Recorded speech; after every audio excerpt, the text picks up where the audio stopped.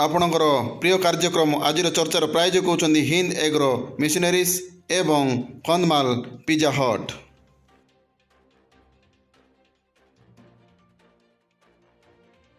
समस्त दर्शकों को आपणकर प्रिय कार्यक्रम आज चर्चा को स्वागत जनाए मु गगन। आज आम सहित अच्छा वरिष्ठ आईनजीवी श्रीजुक्त मृत्युंजय नायक। आसतु सहित आज आम आलोचना करवा घुदेगिरी जो अति पुरातन कोर्ट थिला से संपर्क में आपण को स्वागत। नमस्कार। आज चर्चा को आम स्वागत जनाओ। तो आज आम प्रथम प्रश्न आपण को जो घुदेगिरी अति पुरातन कोर्ट थिला ताहा केबे आरंभ होइतिला? ईस्ट इंडिया कंपनी समय में ये कोर्ट चलता है, कैंप कोर्ट चलता है। जो मद्रास प्रेसिडेंसी जो थिला से समय कैंप कोर्ट चलता है। से विशाखापट्टना विचारपति हाथी आसती, हाथी पिठी आसी एठी प्रति मासरे 4 दिन 5 दिन सुविधा प्रकार कैंप ये फिक्स हुए से अनुसार तार कार्य संपादन कर चली जाए। तो उदयगिरी प्रथम कोर्ट केबे हमरो स्थापित है? तापर जो ब्रिटिश गवर्नमेंट चलला, ब्रिटिश गवर्नमेंट पीरियड रे 1916 मसीह एठी स्थायी अदालत चलला। को एरिया को कि एठी स्थायी अदालत प्रथम से अविभक्त फुलवाणी जिला अनुगुड़ किछि पार्ट, अनुगुड़ किछि पार्ट मध्य आम सहित थिला। तो कलाहांडी रामपुर एरिया ये मध्य आम सहित संयुक्त होता। तो से कोर्ट रे को टाइप रो केस गुडा को जजमेंट होतिला? सेठी सब सिविल क्रिमिनल विशेष तो सही समय आसंती सी रेवेन्यू कलेक्शन ही ताको मुख्य व्यक्ति ता बादे जो क्रिमिनल केस हुए तार विचार में ସେମାନେ करते। तो आपण मानकर गोटे दाबी अछि, बहुत दिन होला आपण मानकर दाबी अछि एठारे गोटे कोर्ट हो जोटा कि हमर कोतन सिविल जज सीनियर डिवीजन कम असिस्टेंट सेशंस जज सेटा आपण केबेटू आपण माने डिमांड करि गछंती? ये बड़ दुखर कथा। ये गला 1916 मसीह एठी ब्रिटिश गवर्नमेंट ही कोर्ट अच्छी जुडिशियल कोर्ट।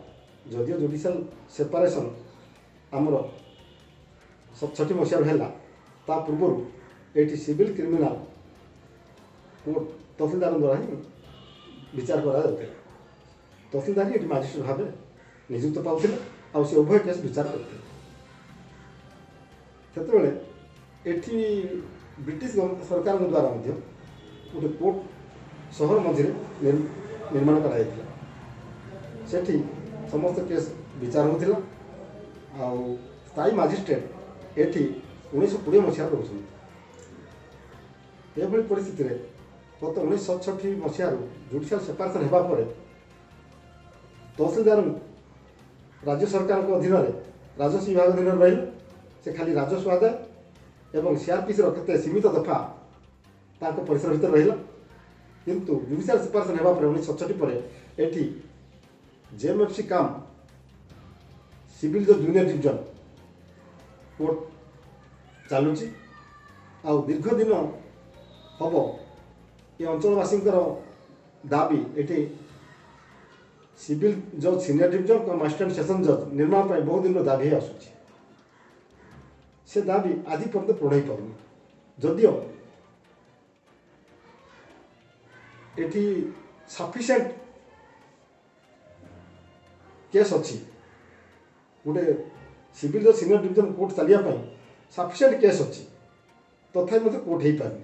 किंतु जो छोटे छोटे जगह अच्छी ओडिशा रे सेठी असिस्टेंट सेशन जज इवेन एडीजे मध्य कोर्ट हो गला। एवं उदाहरण स्वरूप खलीकोट जेएमएफसी कोर्ट 2003 मसीह है। किंतु सेठी आज एडिशनल डिस्ट्रिक्ट जज ए भितर से असिस्टेंट सेशन जज मध्य हो जाए 2012-13 मसीह। बर्तमान से एडिशनल डिस्ट्रिक्ट जज କୋଦଳା ସେଠି ମଧ୍ୟ ଆଡ଼ିସନାଲ୍ ଡିଷ୍ଟ୍ରିକ୍ଟ ଜଜ୍ କୋର୍ଟ ଅଛି। ମାତ୍ର କୋଦଳାରୁ ଆଉ ଖଲିକୋଟ ଦୂରତା ମାତ୍ର 20 କିଲୋମିଟର। କୋଦଳାରେ ଗୋଟେ ଏଡିଜେ କୋର୍ଟ ଆଡ଼ିସନାଲ୍ ଡିଷ୍ଟ୍ରିକ୍ଟ ଜଜ୍ କୋର୍ଟ, ଖଲିକୋଟରେ ମଧ୍ୟ ଗୋଟେ ଆଡ଼ିସନାଲ୍ ଡିଷ୍ଟ୍ରିକ୍ଟ ଜଜ୍ କୋର୍ଟ। ଆଉ 25 କିଲୋମିଟର ଗଲେ ଆସିକା, କୋଦଳାରୁ ଆସିକା 25 କିଲୋମିଟର, ସେଠି ଗୋଟେ ଆଡ଼ିସନାଲ୍ ଡିଷ୍ଟ୍ରିକ୍ଟ ଜଜ୍ କୋର୍ଟ। ସେଠୁ 38 କିଲୋମିଟର ଆସିଲେ ଭଞ୍ଜନଗର, ସେଠି ଗୋଟେ ଆଡ଼ିସନାଲ୍ ଡିଷ୍ଟ୍ରିକ୍ଟ ଜଜ୍ କୋର୍ଟ। କିନ୍ତୁ ଆମର ବାଲିଗୁଡ଼ାକୁ ଏଠି ଆମର ଯଦି 75 କିଲୋମିଟର, ତଥାପି ତ କୋର୍ଟ ଦୀର୍ଘ ଦିନରୁ ଦାବି ହେଲା ସତ୍ତ୍ୱେ କୋର୍ଟ ହେଇପାରୁନି। ଆପଣଙ୍କ ଦାବିଟା କେବେଟା ଆପଣ ଉଠେଇଛନ୍ତି? ଆମର ଦାବି ତ ଏଠି ଗଲା 2000 ମସିହାରୁ ଆରମ୍ଭ ହୋଇଛି। ତ ଷ୍ଟାଟସଟା କ'ଣ ବର୍ତ୍ତମାନ? ବର୍ତ୍ତମାନ ଷ୍ଟାଟସ୍ ସେ ସରକାରଙ୍କର ବିଚାରାଧୀନ ଅଛି ବୋଲି ଶୁଣାଯାଉଛି। ଯେହେତୁ ଏସବୁ ନ ହେବାର ମୁଖ୍ୟ କାରଣ ଆମର ଦୁର୍ବଳ ନେତୃତ୍ୱ।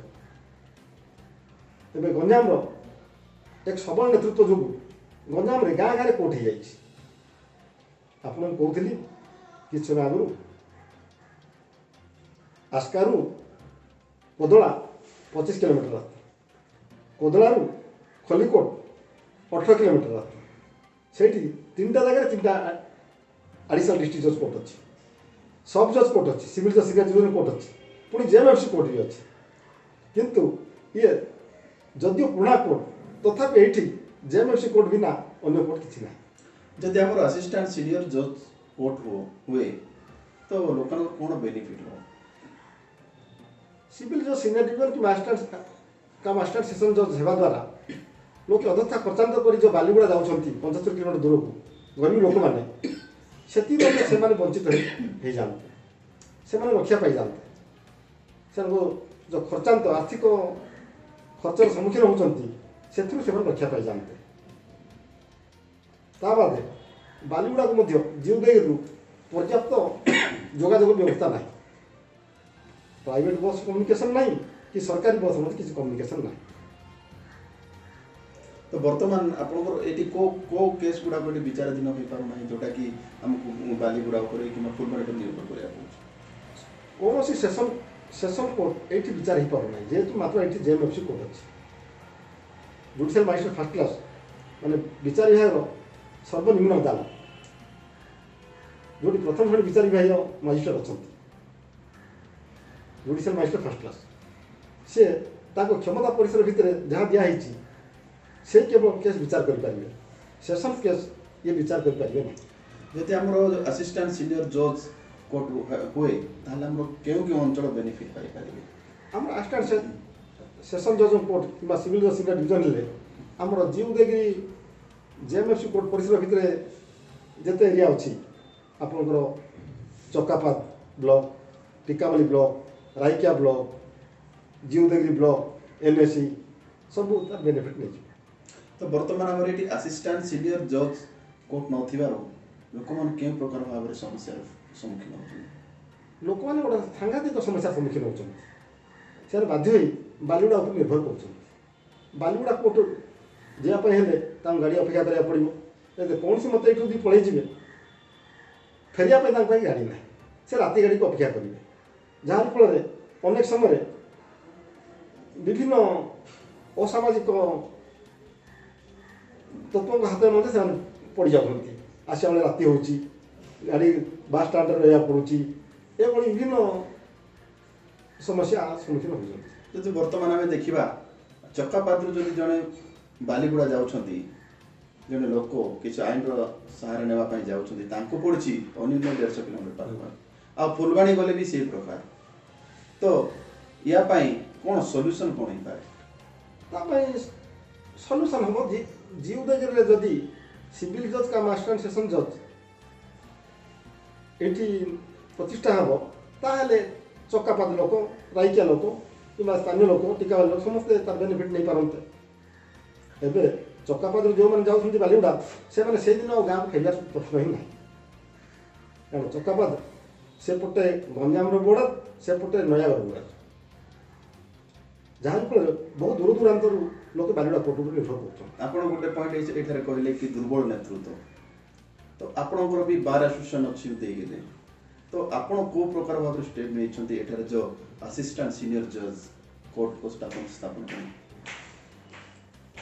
आम बार तरफ बहु बार सरकार गोटे दावी करा लिखि दि जाइए जिते बड़े कोर्ट नुआ बिल्डिंग है पूर्व जो आम हाइकोर्ट विचारपति मानक आम प्रतिनिधि मैंने देखा करूँ बार सहित देखा करता से समस्त कोर्ट तो ना से कोर्ट बिल्डिंग हो तापर देखा तापर कोर्ट बिल्डिंग है 5 वर्ष हो गलानी 2016 मसीह आम कोर्ट बिल्डिंग हो गलानी कोर्टे पर्याप्त प्रेक्षालय अच्छी इवेन एडिशनल डिस्ट्रिक्ट जज कोर्ट चलने आमर बिल्डिंग कैपेसिटी अच्छी तमें देखा कि आप जो डिमांड कर सिविल जज सीनियर डिवीजन कम असिस्टेंट सीनियर जज या भित्तिभूमि अच्छी कि आप पर्याप्त भित्तिभूमि अच्छी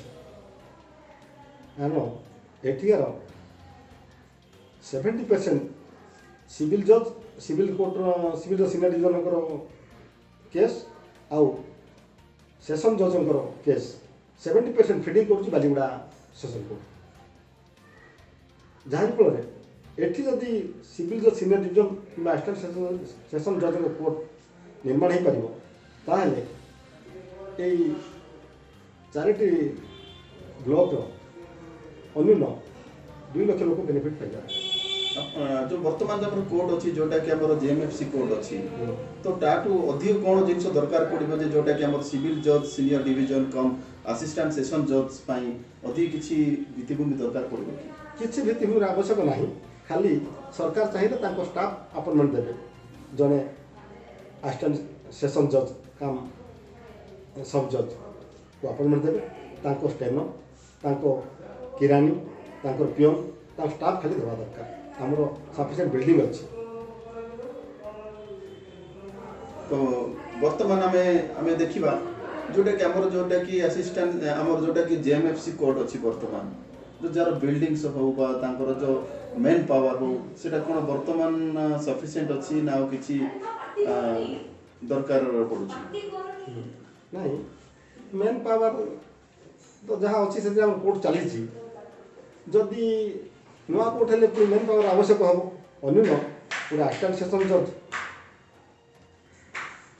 निर्माण हेल्ले अन्य 10-12 जन स्टाफ दरकार विचारपति सहित विचारपति रही स्टेनर रही हेड क्लर्क रही जूनियर क्लर्क रही सीनियर क्लर्क रही पियोन 4 जन रही यही सब भाव गोटे एस्टाब्लिशमेंट आवश्यकता रही गोटे एस्टाब्लिशमेंट खाली करदे आम पर्याप्त बिल्डिंग अच्छी कोर्ट चलिए कि चर्चा नहीं कोर्टर रूम गुड़ा सब भेकांट पड़े वर्तमान आम जो आम देखा केस गुड़ा वर्तमान इयरली केते केस हुए आप जड़े सीनियर एडवोकेट वर्तमान केते केस हुए वर्ष को ये जीआर केस 400 पाखापाखि हुए तो से मतलब को केस बहुत हुए ये क्रिमिनाल केस बेसी हुए व्यक्त बहुत सिविल केस ये अच्छी गोटे कोर्ट चलिए सफिशिएंट पर्याप्त केस अच्छी तो आपण ग्राम शेष प्रश्न तो आपण कौन सरकार का कौन दाबी करने चाहिए अपील करने चाहिए कोर्ट संपर्क आम सरकार तो दाबी करके आसुचु बहुत दिन दाबी कर आसुचु बाली जीवदेगिरी यथाशीघ्र असिस्टेंट सेशन जज कम सिविल जज सीनियर डिवीजन निर्माण करा तो आपण मैंने देखुले आज आम सहित आज चर्चा थे आईनजीवी श्रीजुक्त मृत्युंजय नायक तो अति सुंदर भाव में गुदेगिर अंचल सिविल जज सीनियर डिवीजन कम असिस्टेंट सेशन जज बहुत वर्ष हे से दाबी कर आसते बार एसोसिएशन दाबी कर आसते से संपर्क अति सुंदर भाव में आम सहित आलोचना करते पुनर्बार आपन को आम धन्यवाद जनाओ कारण आप आम सहित रहिले अति सुंदर भाव में आलोचना करें समस्त दर्शकों को अनुसंधान समाचार पक्षर पुनर्बार आम धन्यवाद जनाओ।